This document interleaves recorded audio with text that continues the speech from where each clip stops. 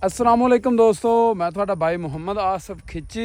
लो जनाब, अज की video which अपनी जनाब ये मुंजी हैगी सुपरी 109। इनू जनाब आप गंद वाला स्प्रे करा रहे हैं। इहदे विच जनाब स्वानकी यानी कि नुकीले पत्ते वाला जिहड़ा है ना घाह वो बड़ा हो पिया है। तो इस तो पहले मैं वीडियो बनाई सी, तुहानूं दस्सिया सी कि एक स्प्रे हुंदा है जिहड़ा पनीरी खेत विच मुंतकिल करन तों तकरीबन 24 घंटे के अंदर अंदर उनका छिड़काव करना होंदा है। वो स्प्रे जिहड़ा है वो सिर्फ गाह का बी मारदा है। ये जिहड़ा हुण विच उग्या खड़ा है ना गाह, ये जनाब ट्रांसफर हुंदा है पनीरी दे विच, लाभ लग जांदी है इहदी। यानी कि पनीरी दे विच अगर गोड़ा गाह या फिर स्वांक जिहड़ा है पनीरी दे विच उग गया है तो वो जनाब पनीरी दे विच आ ते इहदी लाभ लग जांदी है।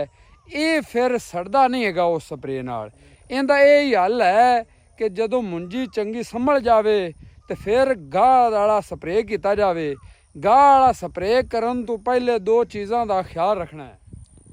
पहली गल तो यह है कि जदों इस कंडीशन विच हो जाए ना मुंजी और गाह, जिवें कि यह वेखो है हुण स्वांक खड़ा है, स्वांक का पता लग जाता है कि इहदा जिहड़ा पत्ता भी होर हुंदा है ते इहदा जिहड़ा तना है वो लाल रंग का हुंदा है। ठीक है जी।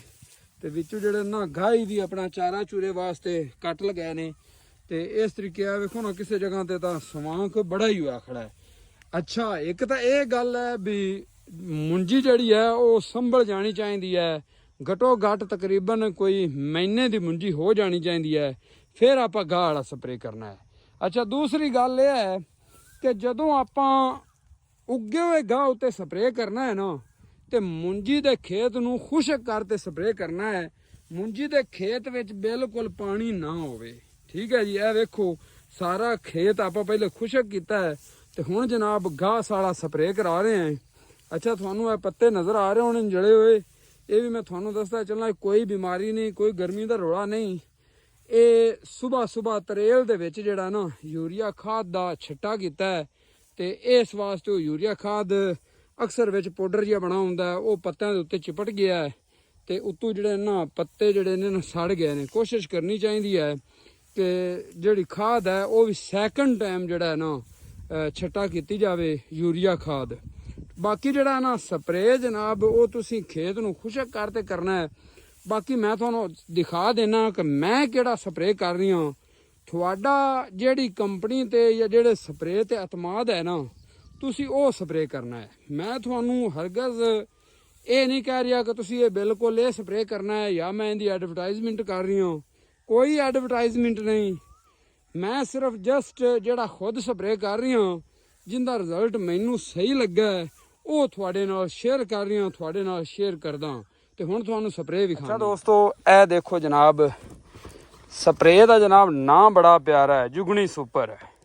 जुगनी सुपर जनाब ये स्प्रे हैगा जी और ऑरेंज कंपनी का हैगा जी। तो जनाब इहदा फार्मूला भी उत्ते हैगा जी, ये तो तुसी तसल्ली नाल पढ़ सकते हो। ये फार्मूले विच अगर तुहानूं कोई होर जहर मिलती है तो वैल डन।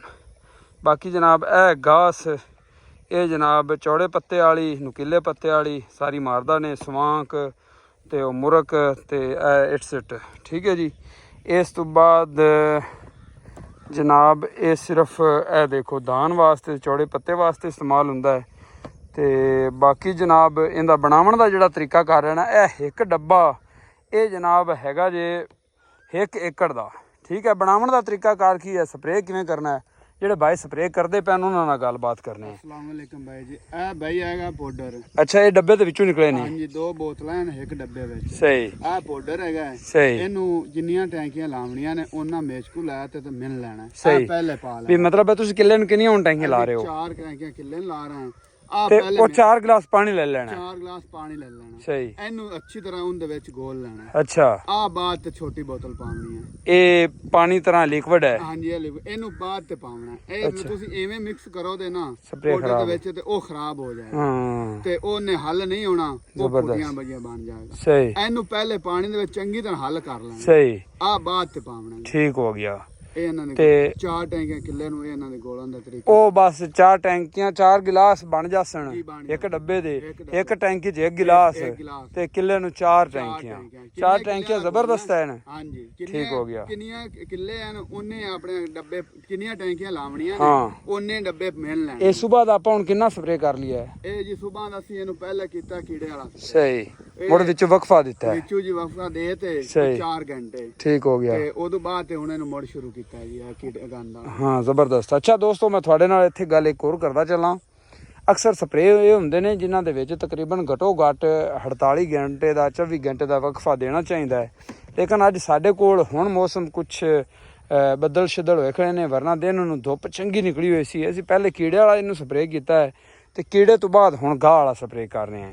ਤੇ ਗਾਹ ਵਾਲੇ ਸਪਰੇਅ ਦੇ ਵਿੱਚ ਇਹ ਸਪਰੇਅ ਬੜਾ ਜ਼ਬਰਦਸਤ ਹੈ। ਬਾਕੀ ਤੁਹਾਨੂੰ ਅਗਰ ਕਿਹੜਾ ਚੰਗਾ ਲੱਗਦਾ ਹੈ ਤੁਸੀਂ ਮਸ਼ਵਰਾ ਲੈ ਕੇ ਤੇ ਉਹ ਵੀ ਇਸਤੇਮਾਲ ਕਰ ਸਕਦੇ ਹੋ। ਅਸੀਂ ਹਰ ਵਕਤ ਯਾਨੀ ਕਿ ਹਰ ਸੀਜ਼ਨ ਤਕਰੀਬਨ ਇਹ ਇਸਤੇਮਾਲ ਕਰਦੇ ਹਾਂ ਤੇ ਇਸ ਵਾਸਤੇ ਸਾਡਾ ਇਹਦੇ ਤੇ ਇਤਮਾਦ ਹੈਗਾ ਤੇ ਅਸੀਂ ਇਹ ਸਪਰੇਅ ਕਰ ਰਹੇ ਹਾਂ। ਠੀਕ ਹੈ ਜੀ।